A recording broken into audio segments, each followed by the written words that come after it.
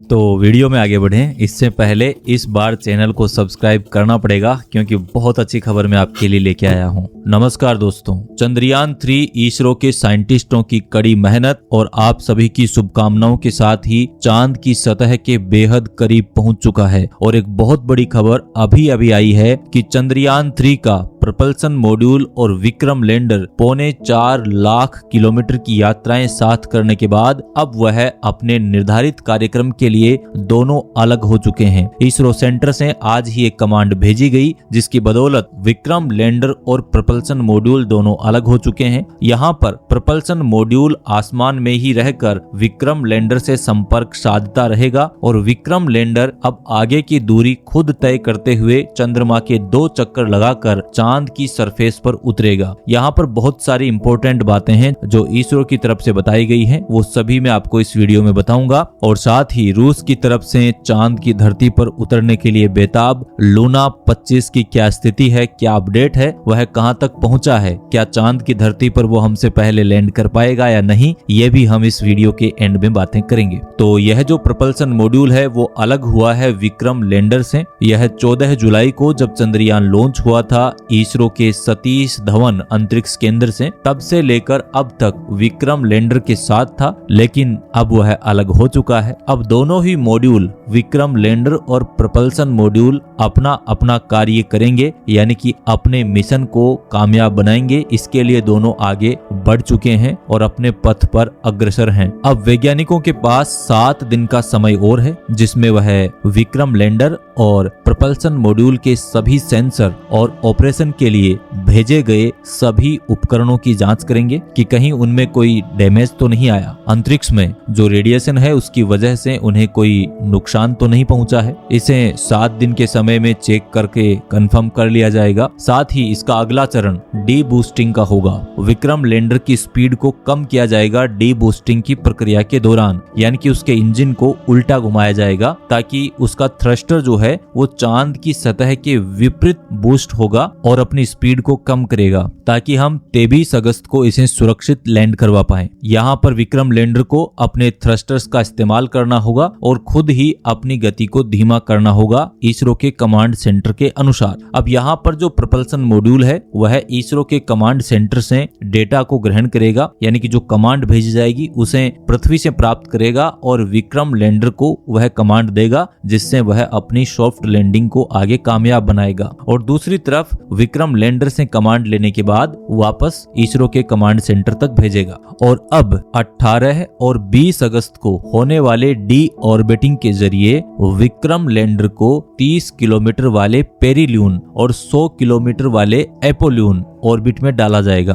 पेरिलून यानी कि चंद्रमा की सतह से सबसे कम दूरी वाली ऑर्बिट और एपोलून यानी चांद के सतह से सबसे दूरी। अब तक की यात्रा प्रपल्सन मॉड्यूल ने विक्रम लैंडर को पूरी करवा दी थी, लेकिन अब आगे की जो दूरी है वह विक्रम लैंडर को खुद तय करनी है। प्रपल्सन मॉड्यूल से अलग होने के बाद विक्रम लैंडर गोलाकार ऑर्बिट में नहीं घूमेगा। अब वह 30 किलोमीटर गुणा 100 किलोमीटर की अंडाकार ऑर्बिट में चक्कर लगाने के लिए 2 बार डी ऑर्बिटिंग करेगा और अपनी ऊंचाई कम करने के साथ साथ, यानी चंद्रमा की जो सरफेस है उससे अपनी ऊंचाई को घटाएगा और साथ ही साथ अपनी स्पीड को भी कम करेगा। इसके लिए विक्रम लैंडर के इंजनों को रेट्रो फायरिंग करवाई जाएगी, यानी कि उल्टी दिशा में घुमाया जाएगा। यहाँ आपको बता दें कि चांद के चारों तरफ चंद्रयान 3 का आखिर वाला ऑर्बिट मैन्यूवर 16 अगस्त यानी कि कल किया गया था। चंद्रयान 3 अभी 153 किलोमीटर गुणा 163 किलोमीटर की ऑर्बिट में है। जब लॉन्चिंग हुई थी तब इसरो प्रमुख डॉक्टर एस सोमनाथ ने कहा था कि चंद्रयान 3 को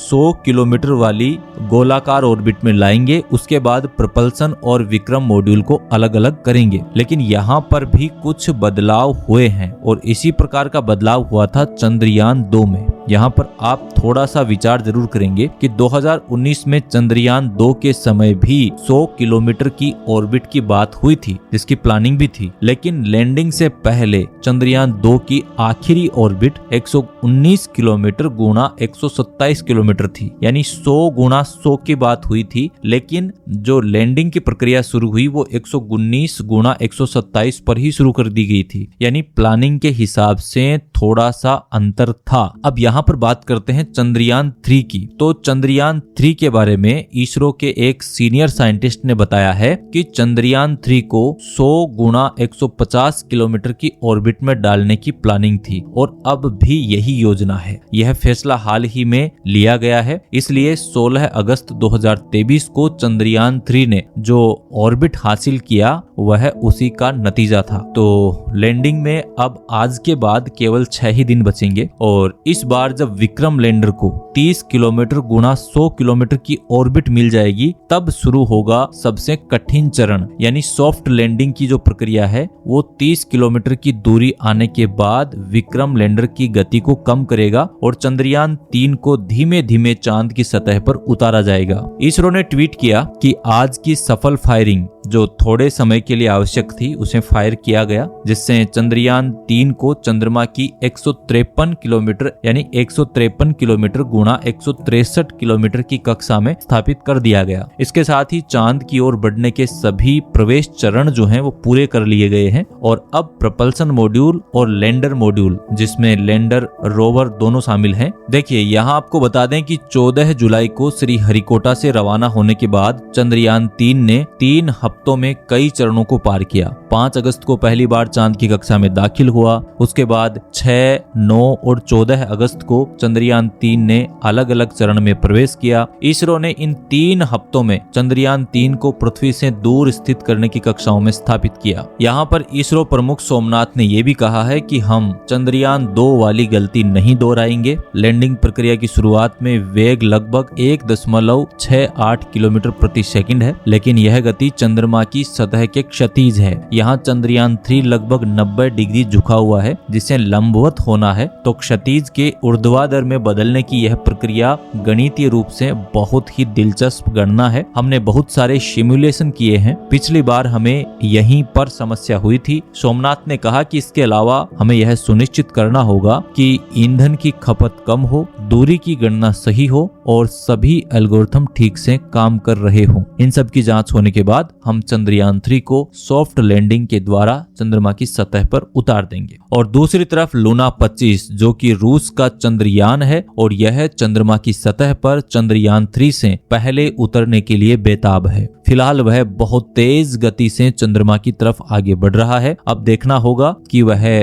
चांद की सतह पर सॉफ्ट लैंडिंग कर पाता है या नहीं। यहाँ पर वैज्ञानिकों की बात करें तो इसरो के वैज्ञानिक चंद्रयान 3 को लेकर के कहते हैं कि इस बार चंद्रयान 3 का 100% सॉफ्ट लैंडिंग करने का प्लान है, क्योंकि हमने इस बार चंद्रयान 3 को इसी प्रकार से डिजाइन किया है ताकि किसी भी प्रकार की कोई गलती की गुंजाइश ना हो और 100% सॉफ्ट लैंडिंग की गुंजाइश है। दूसरी तरफ रोसकोस्मोस जो रूस की अंतरिक्ष स्पेस एजेंसी है, उनके वैज्ञानिकों की माने तो उनका कहना है कि हमारा जो लैंडर है उसका वहां पर सही सलामत उतरने की जो गुंजाइश है वो केवल 70% ही है। तो यहाँ पर पूरी संभावना है कि चंद्रयान 3 इस बार उनसे पहले सॉफ्ट लैंडिंग करेगा, क्योंकि सॉफ्ट लैंडिंग की कोशिश तो हमसे पहले रूस ही करने वाला है, लेकिन हो सकता है कि उनका अगर क्रैश लैंड हो गया तो ये खिताब हमसे कोई नहीं छीन पाएगा, जो कि रूस ने सोच लिया था कि चंद्रयान 3 सॉफ्ट लैंडिंग करके दुनिया का पहला देश ना बन जाए, इसलिए मैं वहां पर पहले उतरता हूं। लेकिन अगर हम सही सलामत वहां पर उतर गए तो हमारे लिए यह एक बड़ी उपलब्धि होगी। और जैसा कि उनके वैज्ञानिक बता रहे हैं रोसकोस्मोस के कि 70% ही उनके उतरने की गुंजाइश है, तो हो सकता है कि वो क्रैश लैंड भी कर जाए। तो फिलहाल हम चंद्रयान 3 के साथ हैं। उम्मीद करता हूं कि चंद्रयान 3 आप सभी की दुआओं के साथ वहां पर सुरक्षित सॉफ्ट लैंडिंग करेगा। उम्मीद करता हूं आज की जानकारी आपको जरूर पसंद आई होगी। अगर जानकारी पसंद आई हो तो आप इस वीडियो को लाइक और शेयर कर सकते हैं। चैनल को सब्सक्राइब भी कर सकते हैं ताकि आगे आने वाले वीडियोस का नोटिफिकेशन आपको समय पर मिल सके। मिलते हैं अगले वीडियो में, तब तक के लिए जय हिंद, जय भारत।